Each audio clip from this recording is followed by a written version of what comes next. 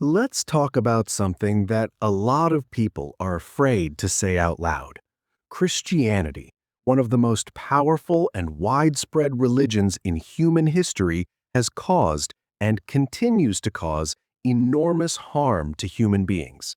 Not in some abstract theological sense, real harm to real people. And when you look at the actual history, the actual doctrines, the actual consequences of this religion playing out across 2,000 years of human civilization, it becomes very difficult to call it a force for good. Richard Dawkins has said this plainly, and millions of people have felt exactly the same way, but never had the words to say it. So today, let's find those words together. Let's start from the very beginning. The foundation of Christianity is a story about sin. You are born broken. You arrive in this world already guilty, not because of something you did, but because two people in a garden made a choice thousands of years before you existed.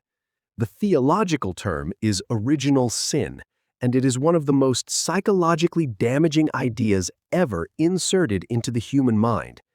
Think about what this actually tells a child. Before you have done a single thing wrong, before you have hurt anyone, before you have lied or stolen or been unkind, you are already guilty. You are already impure. You already deserve punishment, and that punishment, without divine intervention, is eternal torture. This is what millions of children are taught before they are old enough to think critically, before their brains have developed the ability to question what they're being told. This is not spiritual guidance. This is the installation of shame at the most vulnerable stage of human psychological development. And the consequences of that are visible in therapist offices all over the world. People spend decades of their adult lives unpacking the damage done by being told as children that they were fundamentally bad. Now, some Christians will say, yes, but that's what Jesus came to fix. He died for your sins so you don't have to carry that guilt. But wait, think about that more carefully. The solution to a problem that God Himself created, original sin, is that God had to sacrifice Himself to Himself in order to forgive the people He Himself created to be broken. If you heard that plot in any other context, you would recognize it immediately as what it is. It is not a beautiful story of redemption. It is a circular system of guilt and rescue, specifically designed to keep you dependent, specifically designed to ensure you can never fully escape the feeling that you are not enough. This is a pattern that abusive relationships follow. You are broken. Only I can fix you. Without me, you are nothing. That is the core emotional architecture of Christianity, and it is deeply troubling when you see it clearly.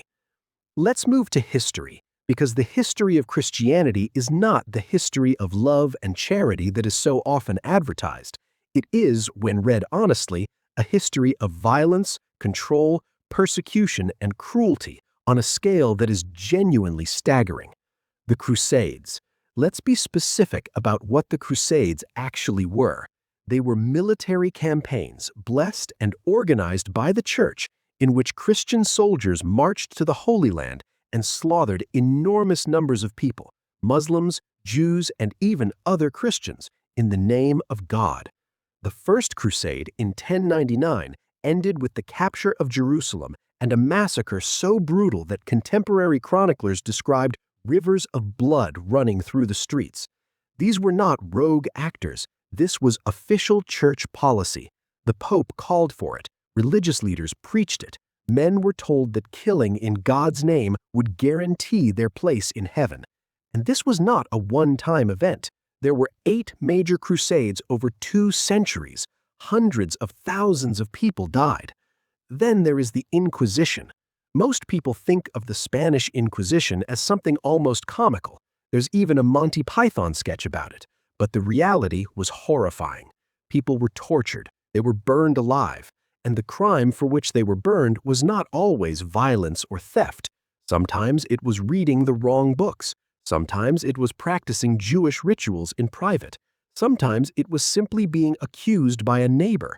The Inquisition operated for centuries across Europe and the Americas, and it operated with the full moral authority of the Christian Church. The witch trials. We know about Salem, but the European witch trials were far larger and far deadlier.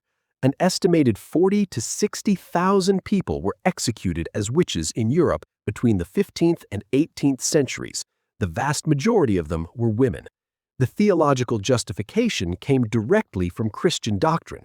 The manual used to identify and prosecute witches, the Malus Maleficarum, was written by Catholic clergy and was explicitly based on Christian theology. Women were burned and hanged because Christianity had created a framework in which female power and female independence were associated with the devil. Let's talk about colonialism, because this is where the harm gets truly global in scale. When European powers colonized Africa, the Americas, Asia, and the Pacific, they brought Christianity with them, and they used it as a tool of subjugation. Indigenous peoples were told that their own spiritual traditions were satanic, their sacred practices were forbidden, their languages were suppressed, their children were taken from them and placed in missionary schools designed to erase their culture and replace it with a Christian European identity. In Canada, the residential school system, which was run largely by Christian churches with government support, caused horrific abuse of Indigenous children, abuse that Canada has only recently begun to formally acknowledge. Thousands of children died in those schools. Thousands more were physically and sexually abused, all in the name of bringing civilization and Christianity to people who were already civilized. This pattern was repeated on every continent that European Christians colonized. And it was not done in spite of Christianity. It was done because of it. Because the religion provided a moral framework in which some people, white Christian Europeans, were superior, and others, pagan, indigenous, African, were in need of saving. The racism of colonialism and the theology of Christianity were not separate things. They were deeply intertwined. Now let's talk about something that is happening right now, in the present, not in some distant medieval past. Christianity's attitude toward LGBTQ people is causing measurable, documented harm today. The statistics on this are devastating. LGBTQ youth who come from highly religious families are significantly more likely to attempt suicide than those from accepting families. A study published in the journal Pediatrics found that LGBTQ young people from families who reject them based on religious beliefs face enormous increases in risk for depression, substance abuse, and suicide attempts. These are not abstract numbers. These are children who are told by their parents, their churches, and their God that who they are is sinful, that their love is an abomination, that they must change or face eternal damnation. And some of them decide they cannot live with that. In many parts of the world, Christianity is actively used to lobby against equal rights for gay and lesbian people. American evangelical organizations have spent millions of dollars funding anti-gay legislation in African countries where homosexuality, in some cases, carries the death penalty. These are not fringe Christian groups. They are mainstream evangelical organizations with large congregations and significant political influence. The Catholic Church's position on contraception has contributed to immense suffering, particularly in developing countries. By actively campaigning against condom use in sub-Saharan Africa during the height of the AIDS crisis, church leaders contributed to the spread of a disease that killed millions. When you tell people in the most AIDS-affected region on earth that using a condom is a sin, you are not protecting life, you are ending it. And this was not a rogue bishop making a local decision. This was official church doctrine enforced from the top. Let's talk about the treatment of women, because this is another area where Christian doctrine has caused enormous harm throughout history and continues to cause harm today. The Bible, read straightforwardly, instructs women to be silent in churches, to submit to their husbands, to learn in quietness and full submission. Paul, in his letters, tells women they are not permitted to teach or have authority over a man. These are not obscure passages. They are central to Christian theology, and they have been used for 2,000 years to keep women out of positions of leadership, to justify domestic violence, and to deny women equal standing in public life. The Catholic Church still does not allow women to be priests. Enormous numbers of Protestant denominations do not allow women to lead congregations, and in more conservative Christian communities, women are still explicitly taught that their role is to submit to male authority. These are not just old-fashioned social attitudes that Christianity happens to share with the broader culture. They are teachings that emerge directly from the religious texts and that are defended on theological grounds. Richard Dawkins has pointed out that the Bible is a morally confused document, and he is right. Read it with fresh eyes, without the cultural conditioning that makes it seem normal, and what you find is troubling. You find a God who orders genocide. In the book of Joshua, God commands the Israelites to kill every man, woman, and child in the cities of Canaan. You find a God who endorses slavery. The book of Leviticus gives detailed instructions on how to treat slaves, including the explicit statement that you may beat them as long as they survive for a day or two, because the slave is your property. You find a God who kills children.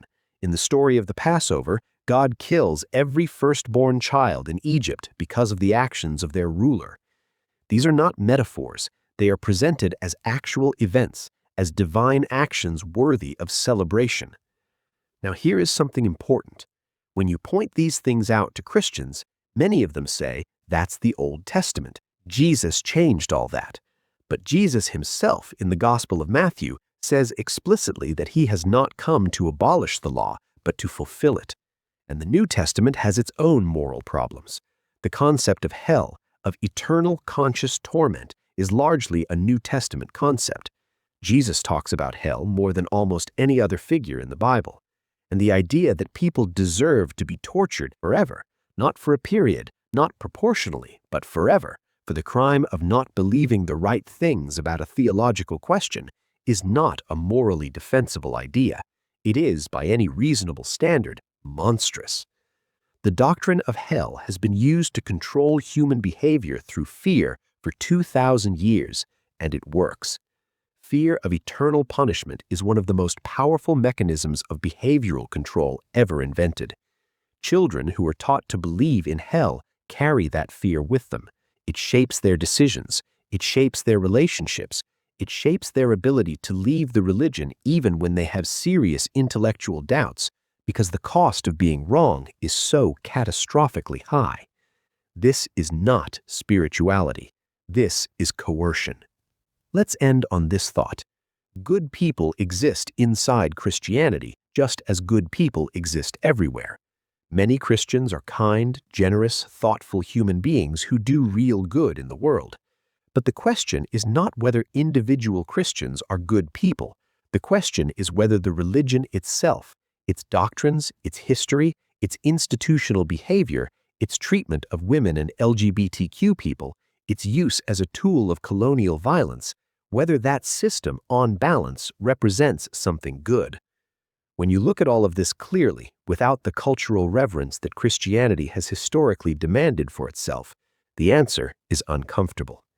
A system that begins by telling you that you are broken, that uses fear of eternal punishment to control your behavior, that has endorsed genocide, slavery, colonialism, and the persecution of minorities, that system deserves exactly the same moral scrutiny we would apply to any other powerful institution.